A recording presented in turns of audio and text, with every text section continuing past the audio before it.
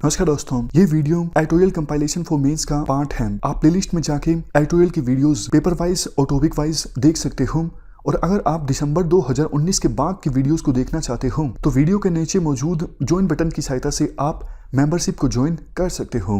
चलिए discussion start करते हैं। आप जीएस पेपर 3 के इस टॉपिक से आर्टिकल को रिलेट कर सकते हो।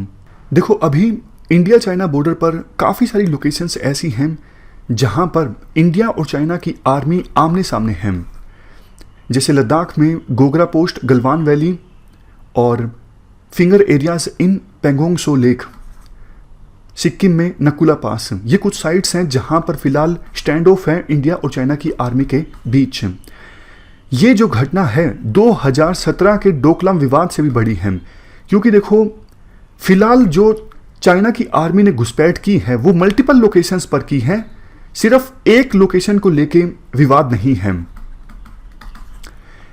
अभी हाल ही में कोशिश हुई 6 जून को दोनों देशों की आर्मी के लेफ्टिनेंट जनरल रैंक के जो अधिकारी थे उन्होंने आपस में मुलाकात की। उसके बाद दोनों देशों की फाइनेंस मिनिस्ट्रीज के ऑफिशियल्स ने भी आपस में डिप्लोमेटिक चैनल से बात की।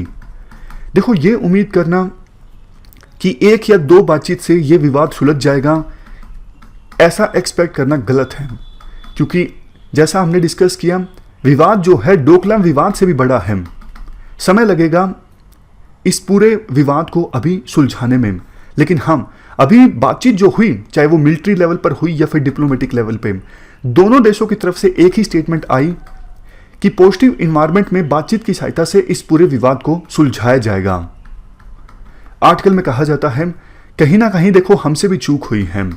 पिछले साल हमने जम्मू एंड कश्मीर के स्टेटस को चेंज किया, उसके बाद चाइना ने इस पर अपना कंसर्न जताया था, विरोध किया था।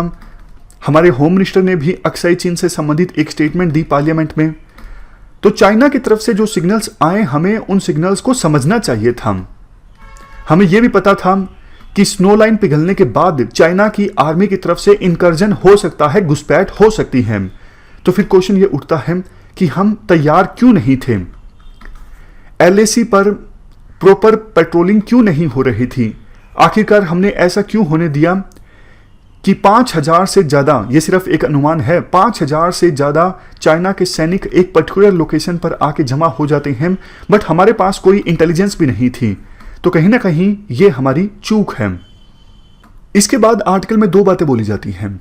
एक तो देखो, गवर्नमेंट को थोड़ा सिचुएशन को क्लैरिफाई करना चाहिए, क्योंकि मीडिया में बहुत तरह की स्पेकुलेशन चल रही है कि चाइना की आर्मी कितने आगे आई है, कहां कहां पर है। तो गवर्नमेंट को अपनी तरफ से थोड़ा क्लैरिफाई करना चाहिए कि फिलहाल बॉर्डर पर सिचुएशन है क्या। दूसरा, सॉल्यूशन क्या हो सकता है?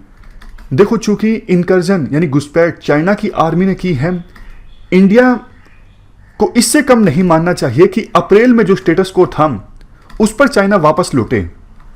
कहने का मतलब ये है कि मिनिमम कंडीशन जिस पर यह स्टैंड ऑफ खत्म हो, इंडिया के लिए यह होना चाहिए कि चाइना की आर्मी ने घुसपैठ करके अपने जो टेंट वगैरह लगाए हैं कि भैया आप अपने ये टेंट उखाड़ के ले जाओ, अप्रैल में जो सिचुएशन थी वही होनी चाहिए। इस पर इंडिया माने तो ठीक है, अदरवाइज इंडिया बिल्कुल भी नहीं माने, स्टैंड ऑफ चलता है तो चलने दो। अदरवाइज तो देखो चाइना बार बार में इसी प्रकार की घुसपैठ करेगा और हर बार इंडिया से कुछ ना कुछ लिवरेज लेगा, कुछ ना कुछ कंसेशन की डिमांड करेगा। लेकिन अब इंडिया को अपनी रेड लाइंस ड्रा करनी चाहिए और एक टफ सिग्नल चाइना को देना चाहिए। अगर आप टेंशंस चाहते हो तो हम टेंशंस के लिए तैयार हैं, हम पीछे हटने वाले नहीं हैं। इस डिस्कशन में फिलहाल इतना ही है। Thank you very much for discussion.